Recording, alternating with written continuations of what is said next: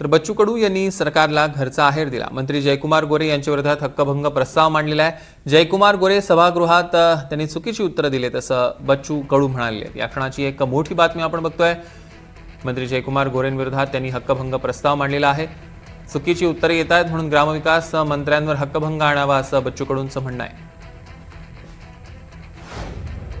26 रोजी विधान परिषद नियम 101 अन्वये लक्षवेधी सूचना 1 मध्ये उपस्थित करण्यात आलेल्या चर्चेत मंत्री ग्रामविकास प्रस्ताव माझ्याकडे आलाय, थोडक्यात मांडा।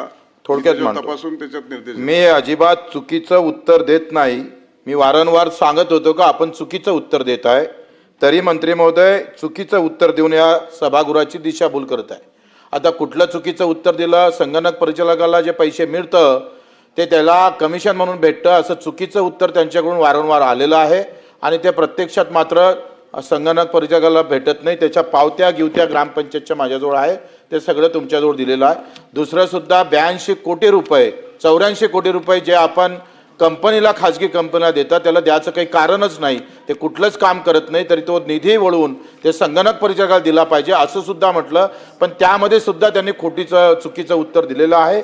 आणि म्हणून ग्रामविकास मंत्र्यांनी या सभागृहाचा हक्कभंग केलेला आहे। चुकीचं उत्तर येत असेल तर मग याच्यानंतर दुसरा आमच्याकडे उपाय नाही आहे आणि इथं हा चुकीचं उत्तर येऊ नये म्हणून या विशेष हक्कभंगाची अनुमती आपण देऊन ते विशेष हक्कभंग समितीकडे पाठवण्याची विनंती मी याद्वारे आपणास करत आहोत।